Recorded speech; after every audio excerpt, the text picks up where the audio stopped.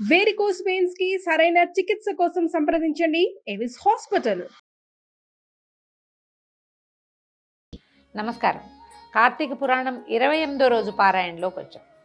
ముందు రోజు కేదారేశ్వర వ్రతము చేసుకుంటే ఎంత మంచిది, దానివల్ల ఎలాంటి ప్రయోజనం లభిస్తుంది, అసలు కేదారేశ్వర వ్రతం ఎలా ప్రారంభమైంది అనేది చెప్పుకున్నాం. ఇవేల్టి పారాయణలో కేదారేశ్వర వ్రతం మహత్యం తెలియజేసేటువంటి ఒక ప్రత్యేకమైన కథను చెప్తున్నారు.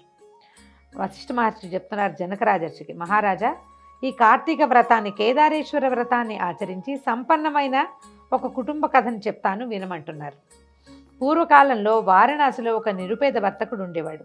అతడికి 2 కుమార్తెలు, ఒక కుమారుడు చిన్నవాడు. పెద్ద కుమార్తె భాగీరథి, చిన్న కుమార్తె భాగ్యవతి. కుమారుడి పేరు భగీరథుడు. ఆ వైశ్య దంపతులు తమ సంతానంతో పొద్దు గడపడమే దుర్భరంగా బతుకుతూ ఉండేవాళ్ళు. అంటే చాలా కష్టంగా ఉండేది. డబ్బులు లేవు, సంపాదన లేదు, వ్యాపారం లేదనమాట. అయితే ఏం చేసేవాళ్ళు, ఆడపిల్లలిద్దరూ అడవిలోకి వెళ్ళి కట్టెలు చితుకులు ఏరుకొని వచ్చి వాటిని గ్రామంలో అమ్మి ధనం తీసుకొచ్చేవారు. ఆ కుటుంబం ఆ ధనంతో జీవితం సాగిస్తూ ఉండేది. భాగీరథి భాగ్యవతులు ఇద్దరు కట్టెలు ఏరుకోవడానికి అడవికి వెళ్ళి వస్తూ ఉంటే, అంటే కట్టెలు అని పెద్దవ పేరు చెప్పకూడదు, పుల్లలు ఏరుకోవటం అంటారు. కట్టెలు అంటే కొట్టి పేళ్ళేసి తీసుకునే వాళ్ళు, మగవాళ్ళు చేయగలిగే పని. ఆడపిల్లలు వాటిని చేయలేకపోతారు కదా, అంత బలంగా ఉండరు ఆడపిల్లలు. వీళ్ళు ఏం చేసేవాళ్ళు, చెట్ల కింద రాలిపడిన రెమ్మలు కొమ్మలు అవన్నీ ఎండిపోయి ఉంటాయి కదా, ఎండు పుల్లలు ఏరుకొచ్చేవాళ్ళు, చితుకులు అంటారు, చిన్న చిన్నవి, వాటిని ఏరుకొచ్చుకునేవాళ్ళు అనమాట. ఒకరోజు ఈ పుల్లలు ఏరుకోవటానికి అడవికి వెళ్ళి వస్తూ దారిలో ఒక మర్రి చెట్టు నీడలో జరుగుతున్నటువంటి కేదారేశ్వర వ్రతాన్ని చూశారట. వ్రత విధానాన్ని అడిగి తెలుసుకున్నారు. భక్తే ప్రధానమని చెప్పగా విన్నారు. అక్కడే ఓ చెట్టు కింద కూర్చుని తాము కూడా పూజ చేసుకుని ఇంటికి తిరిగి వచ్చారట. ఆ రోజున వాడి దగ్గర ఉన్న పుల్లలకి డబ్బులు ఎక్కువగా వచ్చినాయి.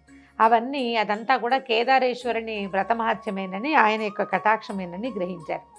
ఇదే మనం వరలక్ష్మి వ్రతంలో వింటాము, తర్వాత సత్యనారాయణ వ్రత కథలో వింటాం. భక్తి మాత్రమే ప్రధానము, ఆడంబరానికి ఏమీ ఖర్చు పెట్టక్కర్లేదు, అవంతా చేస్తే చేస్తాం, అవి లేకపోయినా కూడా అవి లేవు కాబట్టి ఇది చేసుకోకూడదు అనే భావాన్ని, అసలు ఆ భావాల్లోకి వెళ్ళకూడదు.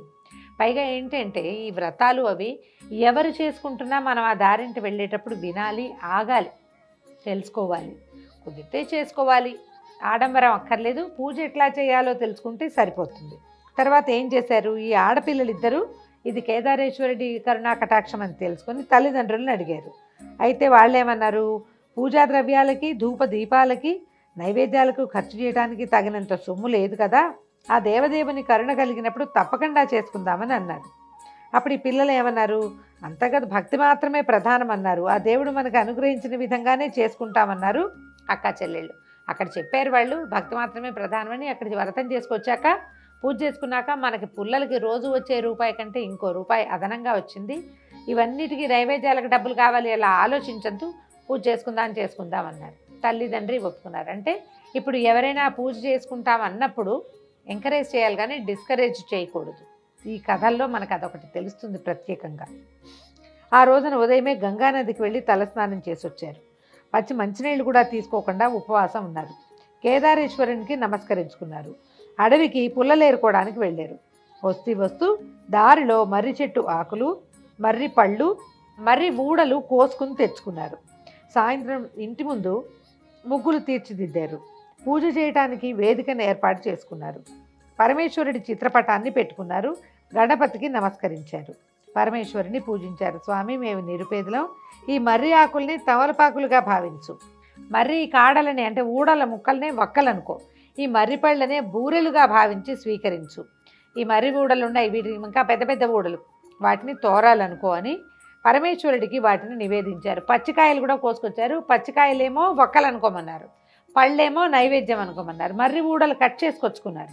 ఆ కత్తిరించి తెచ్చినటువంటి వాటిని తోరాలు తయారు చేయడానికి కూడా మా దగ్గర శక్తి లేదని చెప్పి పరమేశ్వరుడికి వాటిని నివేదించారు. పూజ పూర్తి చేసుకుని తీర్థం తీసుకున్నారు. చంద్రోదయాన్ని చూసి చల్లగా చూడమని చంద్రుడికి నమస్కారం చేశారు. ఆ తర్వాత పుల్లలు నమ్ముకుని నూకలు తెచ్చుకుందామని బయలుదేరారు. తమ తట్టలోని పుల్లలు బంగారు పుల్లలు అయిపోయినాయట. అవి కనిపిస్తే సరికలా ఆశ్చర్యపోయారు. పూజకి ఫలితం అన్నమాట. అయితే ఈ కాలంలో ఇట్లా సద్యో ఫలితాలు లభిస్తాయా లభించవా అని ఒక అనుమానం ఉంటుందండి. వెంటనే మారిపోవటం, అది ఏదో కృతయుగ నాడు ద్వాపర త్రేతాయుగాల్లో నడుస్తాయి. మన కాలంలో ఇలా మనం ఒకటి తెస్తే అది రెండోదిగా మారిపోదు, అంత తీవ్ర పరిణామాలు సంభవించవు, నిదానంగా మార్పు వస్తుంది.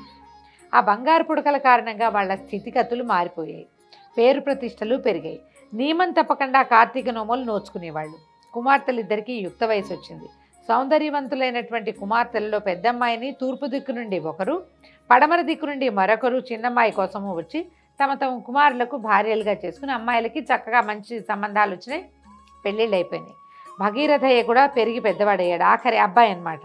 ఎప్పుడూ వచ్చినట్టే కార్తీక మాసం వచ్చింది. అప్పట్లో పేదతనం వల్ల కార్తీక నోములు అంతంత మాత్రంగా చేసుకున్నాం, ఇప్పుడు మన అంతస్తుకు తగిన విధంగా చేసుకుందామని తల్లిదండ్రులను ఒప్పించాడు. పట్టుతోరాలు అవి పాతవన్నీ తీసేసి పెరట్లో ఉన్న కాకరపాదు మీదకి విసిరేశాడు. బంగారు తోరాలు చేయించి ఎంతో ఆడంబరంగా ఘనంగా నోచుకున్నాడు. దర్పం బాగానే ఉంది కానీ భక్తి లేదు. గొప్ప చూపించుకోవటం కోసం అందరినీ పిలిచాడు, బాగా భోజనాలు పెట్టాడు, అందరికీ పెద్ద పెద్ద తాంబూలాలు ఇచ్చాడు, బాగా పళ్ళు పువ్వులు కాయలు రిటర్న్ గిఫ్ట్లు, వ్యవహారం బాగా జరిగింది.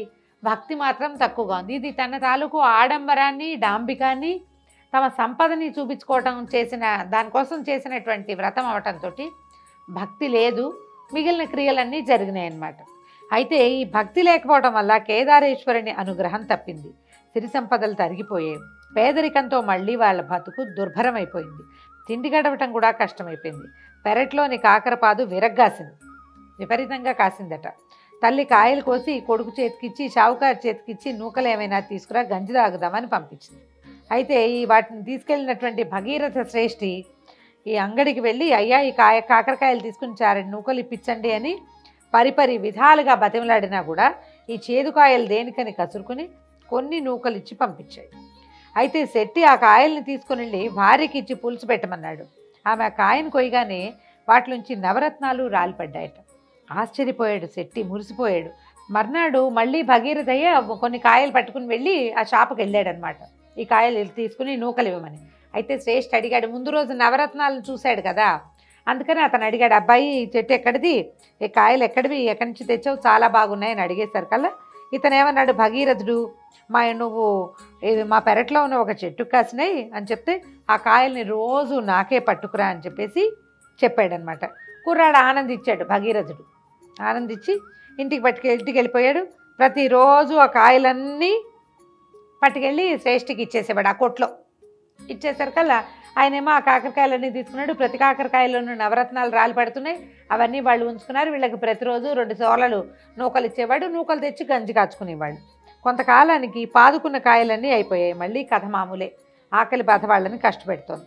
వాళ్ళకి ఏం చేయాలో పాల్పోవటం లేదు. అంటే వీళ్ళ దొడ్లో కాకర చెట్టుకి నవరత్నాలు కాసినా కూడా వాళ్ళకి ఉపయోగపడలా. ఆ నవరత్నాలు ఎవడో అదృష్టవంతుడు వాడింటికి చేరిపోయాడు.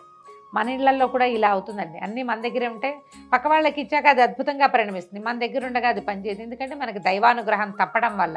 అదే చెప్తున్నారనమాట. ఈ అమ్మాయి ఏం చేసింది, కుమారుడిని పెద్దమ్మాయి ఇంటికి పంపించిందట.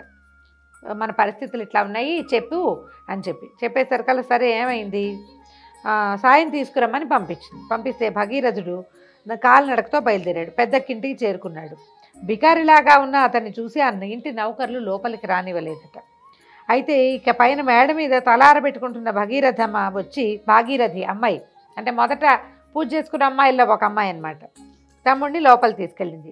వీళ్ళ దీనగాథ అంతా తెలుసుకుంది. ఏం చేసింది, ఒక గుమ్మడికాయని లోపల తొలిపించి దాని నిండా వరహాలు పోసి ముచుక గట్టిగా బిగించేసి తమ్ముడు చేతికిచ్చి దీన్ని ఇంటికి తీసుకెళ్ళి దీన్ని అమ్మకే ఇవ్వరా నాయనా అని పంపించింది. ఏదో సాయం చేస్తుందంటే ఈ గుమ్మడికాయ ఇచ్చింది ఏమిటి అక్క అని బాధపడుతూ ఉన్నాడట అబ్బాయి. వెళ్తున్నాడు, గుమ్మడికాయ ఇట్లా మోసుకెళ్తున్నాడు అనమాట.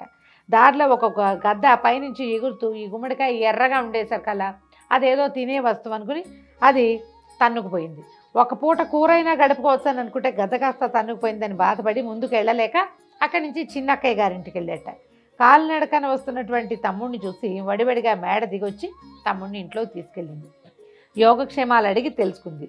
భగీరథుడు పెద్దక్కింటికి వెళ్ళాము, ఆ గుమ్మడికాయ ఇచ్చాము, దాన్నే ఇచ్చింది, దాంతో సరిపెట్టుకుందాం అనుకుంటే గద్ద తన్నుకుపోయింది మొదలైన వ్యవహారాలన్నీ చెప్పాడు. ఈవిడేం చేసిందట, బాగా ఆలోచించి ఓ కాలు జోడులో మాణిక్యాలు పోసి కుట్టించి తమ్ముడికిచ్చి ఇంటికి వెళ్ళే వరకు ఎక్కడా విప్పద్దు, వేసుకుని ఇంటికి వెళ్ళరా నాయన, ఎక్కడా విడిచిపెట్టద్దు, కాళ్ళ నుంచి విడవద్దని చెప్పింది.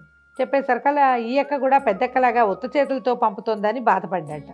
అక్కగారిచ్చిన సద్దిమూటని దారి మధ్యలో చెరువు దగ్గర ఆగి సద్దిమూట ఇచ్చింది, అన్నం కట్టించిందనమాట. చెప్పులు ఇప్పద్దంటంతో కాలు కడుక్కోవడానికి చెప్పులతోటే దిగాడట. చెప్పులు ఇప్పద్దంది. మామూలుగా ఏం చేయొచ్చు, చెరువుల దగ్గర ఆగినప్పుడు చెప్పులు ఇప్పి పక్కన పెట్టుకుని చెరువులోకి దిగి కాళ్ళు కడుక్కుని అన్నం తినేవాడు. ఈ అబ్బాయి ఏం చేశాడు, వాళ్ళ అక్కయ్య వద్దంది కదా చెప్పులు ఇప్పబోకు అని చెప్పింది. వద్దంది కదా అని ఆ చెప్పులతోటే బురదలోకి దిగాడు చెరువులోకి. ఈ బురదలో చెప్పులు కాస్త ఇరుక్కుపోయినాయట. దాంతో ఏం చేశాడు, ఇంక ఎంత వెతికినా ఆ బురదలో కూరుకుపోయినాయి. ఈ అబ్బాయి అటు ఇటు కంగారు పడి వెతికాడు. మెల్లిగా అది బురదలోకి లోపలికి వెళ్ళిపోయినాయి, దొరకలేదు. జరిగిన దానికి కుమిలిపోయాడు. ఎంత పడ్డాడో ఏం చేయాలో తెలియలేదు. అక్కడి నుంచి ఏం చేశాడు, మళ్ళీ ఇంటికి వెళ్ళాల, పెద్దక్కయ్య గారింటికి వెళ్ళాడు. ఏరా మా తమ్ముడు, నేను ఇచ్చిన గుమ్మడికాయ అమ్మకి ఇచ్చావా అంటే, ఓ ఇచ్చాను అమ్మ, చాలా బాగా వండింది, కూర ఎంత బాగా కుదిరిందో, పులుసు మరీ బాగుందన్నట్టు అనేసరికల్లా ఆవిడ తెల్లపోయి వాళ్ళ అక్కయ్య, ఒరే ఏమిట్రా బుకాయించకు, నిజం చెప్పు, నువ్వు ఆ కాయ అమ్మకి ఇచ్చావా అంటే వాడు ఏడ్చి మొత్తుకుని ఏం చెప్పాడు, గద్దెత్తుకుపోయింది అని చెప్పాడు. చెప్పేసరికల్లా అయ్యో వీళ్ళకి ఈ దుస్థితి వచ్చిందే, ఇలా వచ్చింది, వజ్రాలు వైఢూర్యాలు పోసి గుమ్మడికాయలో పోసి ఇచ్చినా కూడా వీళ్ళ పరిస్థితి ఇలాగే ఉంది. పైగా వాడు ఇక్కడిక్కడే తిరుగుతున్నాడు. ఆ గుమ్మడికాయ ఇల్లు చేరితే అమ్మకి తెలిసేది వ్యవహారం. సరే ఏమిటి, ఎంత బాధపడుతూ ఉండిపోయారు అక్క చెల్లి ఇద్దరు.